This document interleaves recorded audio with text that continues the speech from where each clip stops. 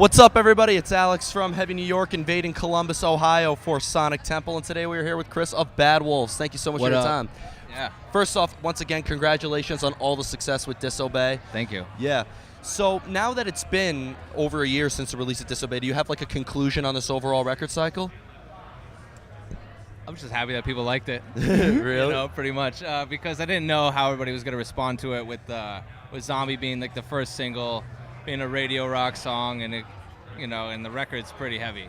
Yeah. There's a lot of heavy songs on it, and like it's even funny at our first few like headlining shows, you'd like look out at the audience and a bunch of confused faces like, this is the Zombie band, you know? And then a few months later, people started singing along to all the other songs and stuff like that. So I was like, it was a success, in my opinion. To have a song as heavy like Better the Devil or Learn to Live, but then have a more melodic song like the Zombie cover or Remember When, is it a different like process playing a heavier song versus a more melodic song? Live, you mean? Yeah. Yeah. Oh, yeah. I'm way more out of breath with the heavy songs. I don't blame you. It makes sense. No, it's cool because, I mean, in a non-joking way, I do kind of like the breaks because I've played in just metal bands where it's like 30 or 45 minutes of just like constant, just like go, go, go, and like, brrr, and then these is kind of like the show starts out that way, and then you almost get like a little break, play the rock songs, and they're fun. Yeah. You know, I mean, I've never really played rock songs like this before in the past, and now doing it, I'm just like, this is more fun sometimes. You know? I totally hear you.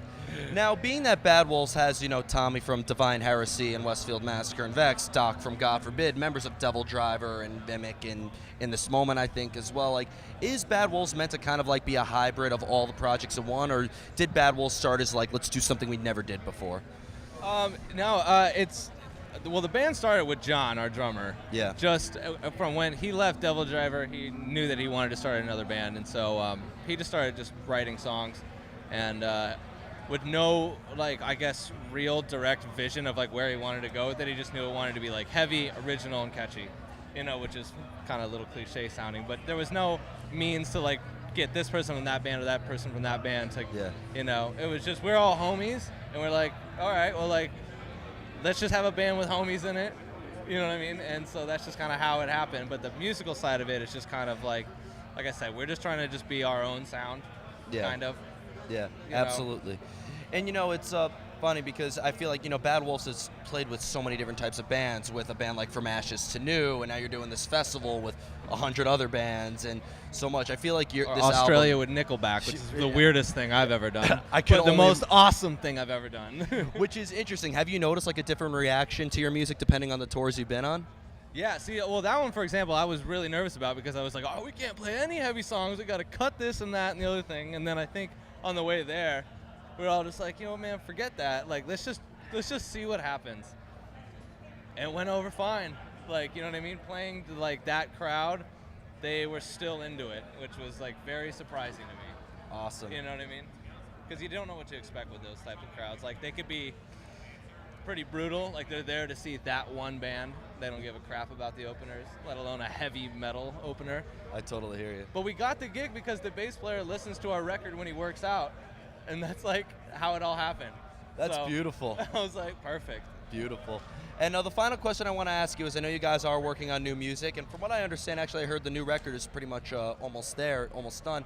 Could people be expecting a direct follow-up to Disobey, like people who may have discovered you guys on this may be expecting something similar, or is this new record going to be a completely different thing for Bad Wolves? It's going to be a little bit different in the sense of like there might not be as like many heavy songs. There's still a handful on there, just maybe not as many as the first one.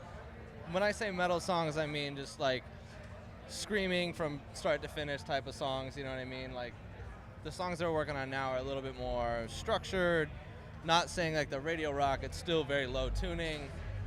It's just, it's a very good hybrid of heavy radio rock and I don't know, don't quote me on this, people. I'm bad at answering these questions. It's just going to be heavy and it's going to sound like us, you know? Awesome. So before we go, I'd like to thank you so much for your time. Yeah, you're welcome. Is there just anything else you'd like to promote for the rest of 2019? PRS guitars and DiMarzio pickups. Can't go wrong with either Can't go or of those. wrong with either one of them. Absolutely. Awesome. Thanks, Alex. Well, thanks so much. Everybody, Chris of Bad Wolves. New music coming soon. Pick up Disobey if you haven't already. This is Alex from New York. We'll see you next time. Peace out.